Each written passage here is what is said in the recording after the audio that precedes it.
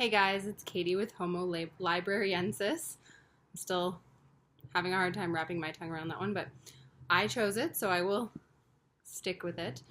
Um, so, I am finally doing my POCathon Wrap-Up. Thank you, Ghost Reader, for putting this together and everyone else who hosted it with you. I made a TBR, and then I actually did do some reading, which I'm really excited about. It's a really short wrap-up. I didn't read a lot, but it definitely got me thinking about other books on my shelf and diving into other books on my shelf that have been sitting there for a little while. So, there's not a lot to wrap up, but I want to wrap it up because I was actually really happy. Okay, so the only thing that I completely finished, started and finished in that week is Even This Page is White by Vivek Shraya. And she identifies as a queer, brown, trans woman, as far as I am aware. And this is a poetry collection that she released last year or 2 years ago.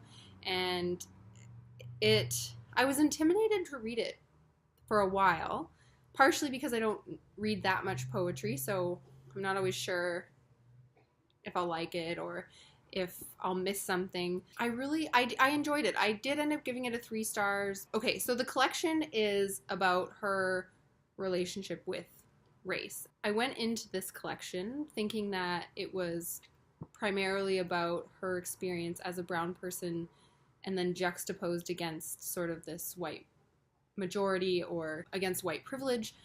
It actually was, it of course did talk about that, and some of the poems were definitely focused on growing up wishing that she were white or feeling like she was missing something, always sort of noticing the difference between having white skin and not having white skin. But the first part actually is quite a bit about her relationship with race, sort of in the context of both being not white, so not having that privilege of being white. The privilege associated with being white, but also her own privilege of being sort of being brown and not having to contend with exactly the same issues that maybe another person of color, a black person or a First Nations person in Canada would deal with. So it's also her own views or just her own actually internalized racism.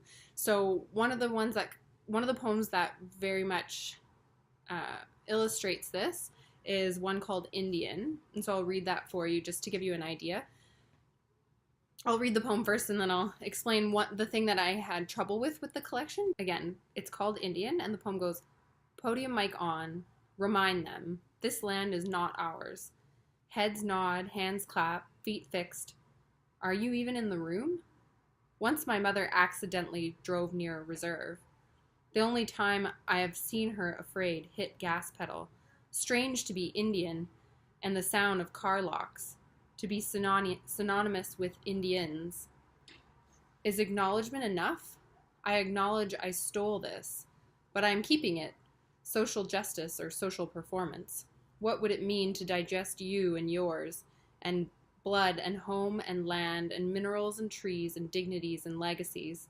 To really honor, no, show gratitude, no, word for partaking in violence and progress.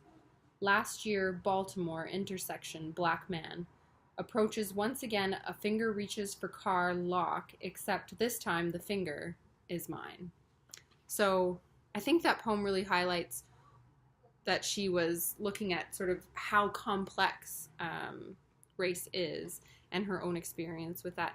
And definitely there's a lot about whiteness and privilege, and so there's another one that's not actually a poem, it's a transcribed conversation between her and some other people who I think are other poets and musicians, and answering questions about their own whiteness. So, for example, one of the questions was, in instances where your white privilege has been highlighted, how do you manage any defensiveness? And then transcribing the conversation. So, really worth picking up.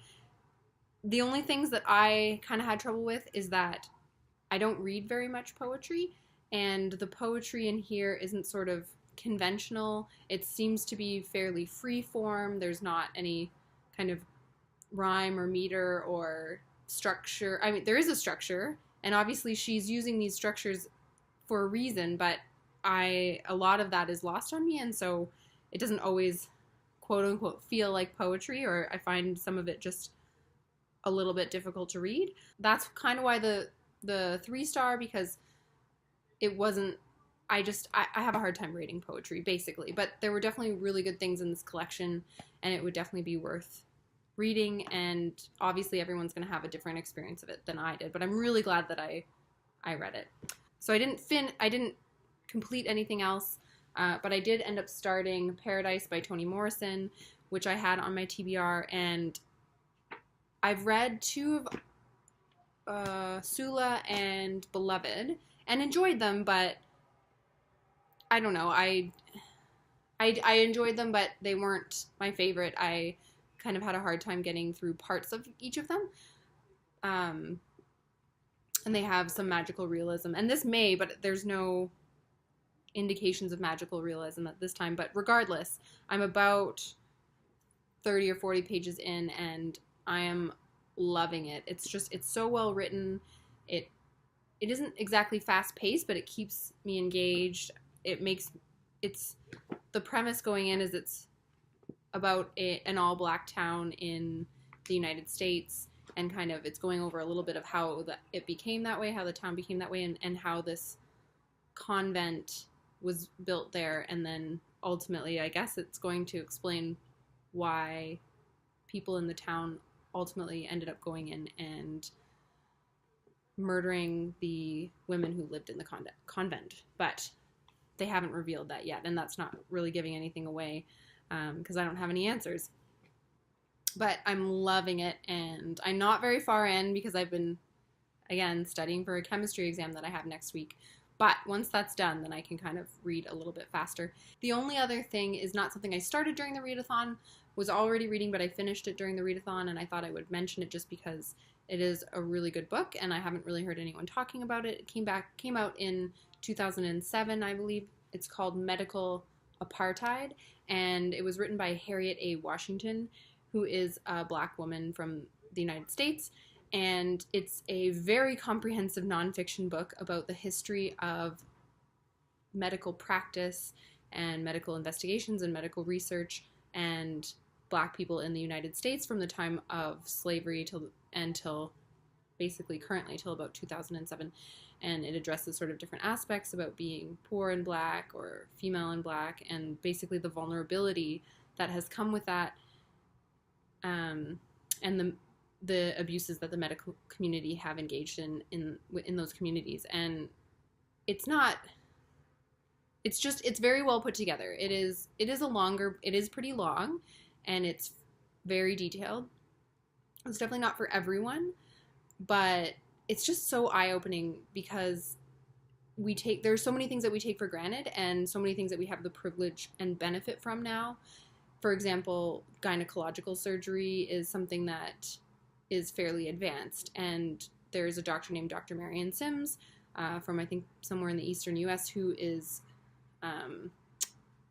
applauded for his efforts in basically developing this area of surgery, and I think there's statues of him and all of this at hospitals there, or at least one. And what we don't talk about much is that he actually developed these surgeries by operating on black women who I believe at the time were slaves that he either purchased or sort of quote unquote borrowed, treated for other slave owners,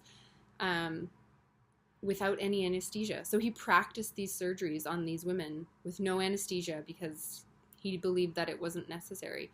And so this